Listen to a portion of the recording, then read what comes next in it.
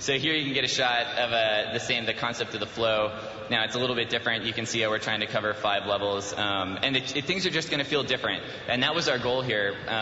We wanted to make sure that leveling up through the classic zones felt like a new experience, and it really fit with what's happening with the Cataclysm. It's affected the whole world, and we really want to get that through to everyone, not only in just the quest, but in the way the zones look and they feel. So we're going to go into a few details now on some of the actual zones. We'll start with the Barrens. So here's a look at the Barrens as it exists right now. And then here's a shot of it after the Cataclysm is hit. So basically it's split the Barrens in half.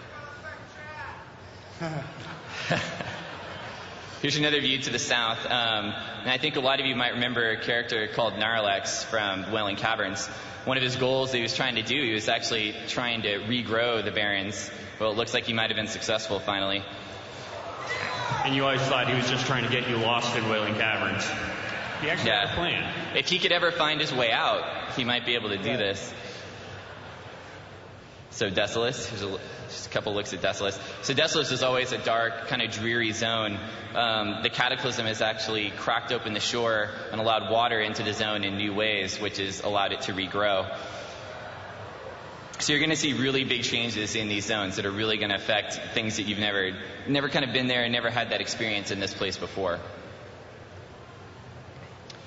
Now, another thing we're doing is the Cataclysm is actually bringing up new pieces of land that might not have even been there before. So, for example, here we've got a new piece of terrain that players will be able to quest on.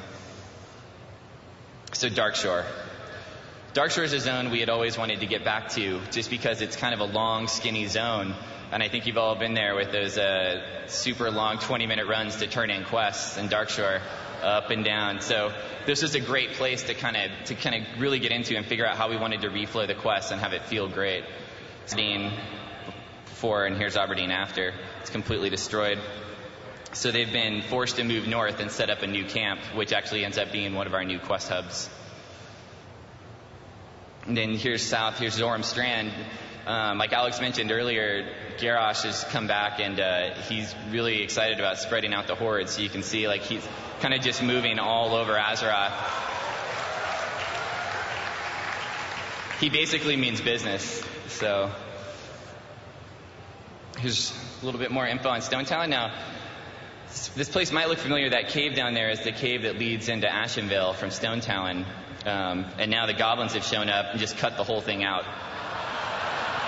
The goblins, they don't stand for a little cave. They just cut the whole thing open. So here's a shot of Charred Vale. Cataclysm had a big effect here. Basically broke the whole shoreline down, and you can get down to the water over there now. It's now the even more Charred Vale.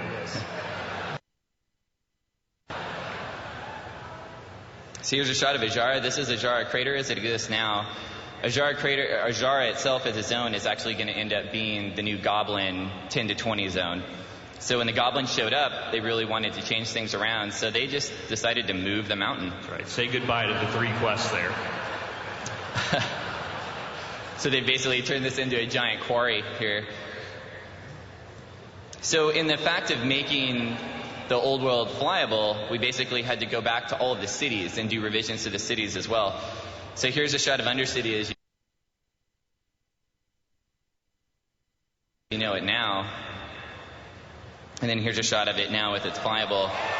It's all completely there.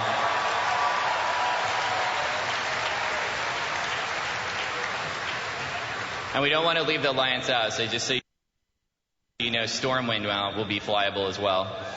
All the cities